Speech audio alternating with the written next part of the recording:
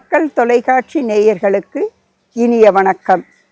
தெய்வீக கீர்த்தனையில் இன்று நாம் பார்க்க போவது திருமூலரின் முதல் தந்திரமான அதில் 56வது பாடலில் அடிகளை நாம் பார்க்க போகிறோம். அடிகளுக்கும் வரிகளுக்கும் என்ன வித்தியாசம்? அடிகள் என்பது செய்யுள் இலக்கணப்படி வருவது, வரி என்பது கவிதைகளுக்குள்ளே வருவது. ஆனால் பாமர மக்களுக்கும் புரிய வேண்டும் என்பதற்காக தான் வரிகள் என்று சொல்லப்பட்டது. ஆனால் இதில் எதுவும் தவறும் இல்லை. அடிகள் என்றே கூறுகின்றேன். குறைகளை எங்களிடம் கூறுங்கள், அதை நிவர்த்தி செய்வது எங்களுடைய கடமை. சிறு சிறு பிழைகள் ஏற்பட்டாலும் அதற்கான பதிலையும் நானே தங்களுக்கு கொடுத்து விடுவேன். இந்த தெய்வீக பாடலில் 56வது பாடலில் உடைய வரிகள் இருக்கிறது பாருங்கள், அது மிகவும் சிறப்புடையது. 50 பாடல்கள் கடவுள் வாழ்த்தாக வந்தது. ஆனால் 51 56 பாடல்கள் வரை அதனுடைய வேதம் என்பது என்ன, வேதத்தினுடைய சிறப்பு என்ன என்பதை தான் நாம் கூறிக்கொண்டு வருகிறோம். அந்த வேதத்தில் சிவபெருமான் எப்படி வீற்றிருக்கிறார் என்பது இதில் 6வது பாடல், அதாவது திருமூலரின் வாக்கியத்தின்படி 56வது பாடலில் வேதத்தினுடைய சிறப்பில் இது 6வது பாடல். இந்த பாடலை நாம் இதோ பார்க்க போகிறோம். வரிகள் அல்ல, அடிகள் வந்து கொண்டிருக்கின்றன. பாட்டும் ஒளியும் பறக்கும் கணிகையர், ஆட்டும் அறாத அவனியில் மாட்டாதார், வேட்டு விருப்பர் விரதம் இல்லாதவர், ஈட்டும் இடம் சென்று இகழல் உற்றேனே. பாட்டும் ஒளியும் பறக்கும் கணிகையர், ஆட்டும் அறாத அவனியில் மாட்டாதார், வேட்டு விரும்பார் விரதமில்லாதவர், ஈட்டும் இடம் சென்று இகழல் உற்றாரே. இந்த பாடலில் 4 அடிகள் உள்ளன. அது என்ன? பாட்டும் ஒளியும் சொல்கின்றார். அதனோடு கணிகையர் என்பவர் யார் என்று நமக்கே தெரியும். திருமூலர் இந்த கணிகையரையும் இதனோடு ஒப்பிட்டு யாரை சொல்றார் இந்த வேதத்துல அப்படின்னு பார்த்தோன்னா, விரதம் இல்லாதவர். அந்த விரதம் இல்லாதவருடைய நிலையும் 2 மட்டும் எடுத்து நம்ம பார்க்கணும். இதில் சூட்சும பொருள் என்ன என்பதையெல்லாம் நம்ம எடுத்து பார்த்தோம்னா, இந்த 4 அடிகளுக்குள்ள எத்தனை ரகசியங்கள் புதைந்திருக்கு.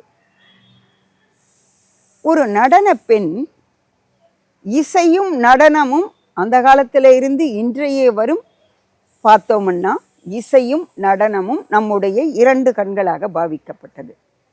இசையினால்தான் இறைவர்கள் சொல்லலாம், மும்மூர்த்திகள், சிவபெருமானோ எடுத்துக்கலாம். அவர் இசை கான பிரியர்னு சொல்லலாம். அவருக்கு ரொம்ப பாடலை பாடிட்டா போதும் ரொம்ப சந்தோஷப்படுவார். அதே போல் திருமாலும் சரி, அவருக்கும் கீர்த்தனைகள் பாடுறதும் பஜனைகள் செய்வதும் ரொம்ப இஷ்டம். அதில் அப்படியே மயங்கி போயிடுவாங்க. இதை அறிந்து தான் என்ன பண்ணியிருக்காரு இந்த இடத்துல திருமூலர், இசையும் பாட்டும் ஒலிக்கணும். ஒலிக்கிறது தான் அந்த நடனம். பாட்டு நம்ம பாடுறோம், அது ஒளியை செவியால் கேட்குறோம். நடனம், அந்த நாட்டியம் ஆடக்கூடியவர்கள் தான் கணிகையர் என்பவர்கள். அந்த காலத்துலனா அந்த கணிகை பெண்களை கோவில்களுக்கு என்று நேர்த்தி விட்டு இருப்பார்கள். சரி, அந்த பெண்கள் நடனம் ஆடுகின்ற பொழுது அவர்கள் அந்த பாடல், சிவபெருமானுடைய பாடலை பாடிக்கிட்டே இருக்காங்க ஒருத்தர். உடனே அந்த அபிநயம் பிடிப்பாங்க இல்லையா, எப்படி பிடிக்கணும், கண் எப்படி போகணும், உடல் எப்படி அசைவு கொடுக்கணும் அப்படின்னு சொல்லிட்டு அந்த சிவபெருமானுடைய அழகை வர்ணித்து பாட அதற்கு ஏற்ப இவர்கள் நடனம் ஆடுவார்கள். அப்படி ஆடுகின்ற பொழுது அவர்களுடைய உள்ளம் எங்கே இருக்கும் என்றால் சிவபெருமானை நோக்கித்தான் இருக்கணும். ஆனால் அவர்கள் ஆடுவது எப்படி இருப்பாங்கன்னா, தம் முன்னால் எத்தனை பேர் உட்கார்ந்துட்டு இருக்காங்க, இவங்க எல்லாரும் என்ன பண்ணணும்னா என் ஆட்டத்தை ரசிக்கணும், எனக்கு பேரை கொடுக்கணும், புகழை கொடுக்கணும், பணத்தை கொடுக்கணும். ஆக இங்கு அவளுடைய புத்தி கிடைக்க வேண்டும் என்பது அல்ல. பாடுவதோ சிவனுடைய நாமத்தை, ஆடுவதோ கணிகை பெண்கள். ஆனால் இருந்தாலும் அதில் ஈடுபாடு இல்லை.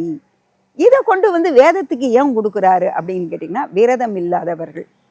இந்த வேதத்தை ஓதக்கூடியவர்கள், யாகங்கள் செய்யக்கூடியவர்கள்லாம் எப்படி ஆகம விதி இருக்கோ அதைப்படி தான் அவங்க நடந்துக்கணும். ஆனால் அப்படி நடக்காம பணத்துக்காக, பிறர் கொடுக்கின்ற ஊதியத்திற்காக அவர்கள் என்ன செய்கிறாங்களே, தன்னையே விற்றுக்கிறாங்க. அப்போ வந்து சிவபெருமானை அங்கே காண முடியுமா, அந்த ஒழுக்க நெறி அங்கு போற்றப்படுமா என்பது தான் திருமூலரனுடைய வினாவாக வைக்கப்படுகிறது. அப்போது தேடி இடம் செல்லக்கூடியவர்கள் யாரு? இந்த பணத்திற்காக உணர்ந்து கொண்டே இருக்கிறார்களே, இதையெல்லாம் விட்டுடுங்க.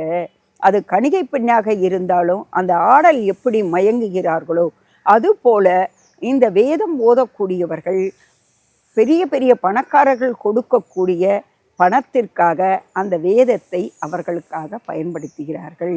அதை செய்யாதீங்க அப்படின்றத சொல்கிறாரு. ஆனால் இது இந்த காலத்திற்கு ஒத்து வருமா? வேத விற்பனையாளர் என்பதே தான் யாரெல்லாம் நம்ம செய்கிறோமோ அவங்கெல்லாம் வேத விற்பனையாளர்னு சொல்லுவோம். சரி, இதில் வந்து பார்த்தோம்னா இந்த நாயன்மார்கள்னு எடுத்துக்கலாம். குங்குலிய நாயன்மார்னு ஒருத்தர் இருந்தார். குங்குலிய கலைய நாயன்மார்னு ஃபுல்லாக சொல்லுவாங்க.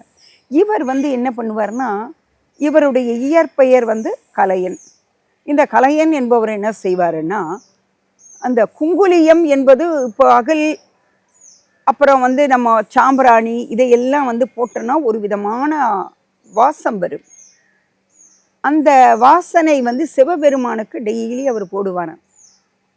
பாருங்க, அவர் வந்து தனக்காக, அவர் ரொம்ப ஏழ்மையானவர், எதையுமே இல்லாமல் தன்னுடைய மனைவி என்ன செய்வாங்கன்னா, தன்னுடைய குழந்தைகளுக்கு சாப்பாடு கூட கிடையாதுங்க, வீட்டில் ஒரு குண்டுமணி நெல்லு கூட கிடையாது, அதை வாங்கிட்டு வரணும் அப்படின்னு சொல்லி பணம் ஏதாவது கொடுத்தாங்கன்னா, அதுக்காக என்ன, நான் போய் குழந்தைகளுக்காக நெல்லு தானே வாங்கிட்டு வந்துடுறேன், இப்போல்லாம் அரிசி வாங்கிட்டு வரேன்னு சொல்லுவோம். அந்த காலத்தில் அரிசி வாங்கிட்டு வர மாட்டாங்க, நெல்லை தான் வாங்கிட்டு வருவாங்க.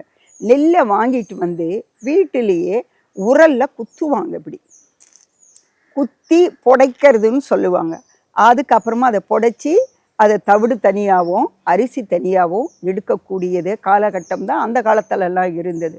அதனால் அவங்க என்ன சொல்லுவாங்கன்னா, அரிசின்னு வாங்கிட்டு வாங்கன்னு சொல்லாமல் நெல்லை வாங்கிட்டு வாங்க அப்படின்னு சொல்லுவாங்க. இவர் நெல்லை வாங்கிட்டு வரேன்னு போவார். ஆனால் என்ன பண்ணுவார், அவருக்கு அது வாங்கக்கூடிய மனநிலை கிடையாது. அந்த அம்மா கொடுத்தது என்ன தெரியுமா, தன்னுடைய கழுத்தில் இருக்கிற மாங்கல்யம் தாலி, அந்த தாலியை கொடுத்து இதை விற்றுட்டு நெல்லை வாங்கிட்டு வாங்க. ஏன்னா குழந்தைகள் வந்து ஒரு தாய்க்கு பசியோடு இருந்தால் பொறுக்காது இல்லையா? அப்போது தன்னுடைய எந்த நகையாக இருந்தாலும் அதை விற்றாவது குழந்தைகளுடைய பசியாற்ற வேண்டும் என்று தான் தாய் நினைப்பார். ஆனால் இங்கே இருக்கிறவர் என்ன பண்ணுறாரு, மனைவி கொடுத்த தாலியை வாங்கிட்டு போய் விற்றுட்டு அப்படி நெல்லை வாங்கினந்தா கடை வீதிக்கு போகிறாரு. அந்த இடத்துல மூட்டை மூட்டையாக குங்குலியம் என்கின்ற வாசனை நறுமணப் பொருள் வந்து இறங்குது. இதை பார்க்குறாரு. அவருக்கு பார்த்த உடனே, அடட, இவ்வளோ பணத்துக்கு நம்ம வந்து வாங்கிட்டு போனால் சிவபெருமானுக்கு நித்தியம் போட்டு போட்டு வாசனையை கொடுக்கலாம் இல்லையா, அவர் மகிழ்ந்து போயிடுவார் இல்லையா அப்படின்னு நினச்சிக்கிட்டு இவர் உடனே மூட்டை மூட்டையாக வாங்கிட்டு வீட்டுக்கு போயிடுறாரு. இவருடைய குறை தெரிந்த அந்த சிவபெருமான், ஏன்னா ஒரு பக்தனுடைய மனதை அறிந்து கொள்ள வேண்டும் இறைவன் என்பவர், அதனால் அவர் அறிந்து கொண்டார். வீட்டில் நெல்லுகளாக குவியுது, அவர் சந்தோஷப்படுறார். இது ஒரு நிலை.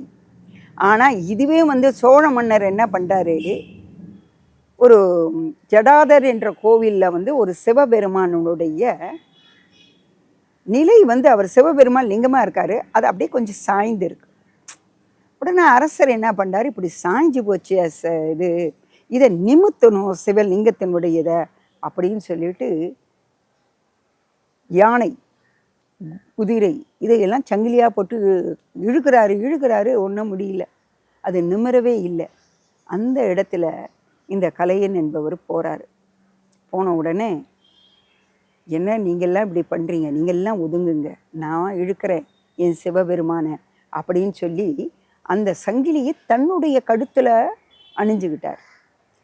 தன்னுடைய கழுத்தில் போட்டுக்கிட்டு இழுக்கிறாரு. இழுத்த உடனே ஓம் நமச்சிவாயா ஓம் நமச்சிவாயா சொல்லிக்கிட்டே இழுக்கும் பொழுது என்ன ஆயிடுதுன்னா, லிங்கம் சரியாகாது. ஆக பொருள் ஈட்டுவதற்காக இங்கே இந்த நாயனார், குங்குலிய கலைய நாயனார் போகலை.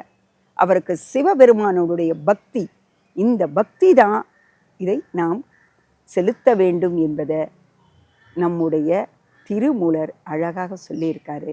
அதன்படி நாம் விரதத்தை கடைபிடித்தோம் என்றால் வாழ்வில் சிறப்படைவோம். இதில் விரதம் என்பது ஒழுக்கம்.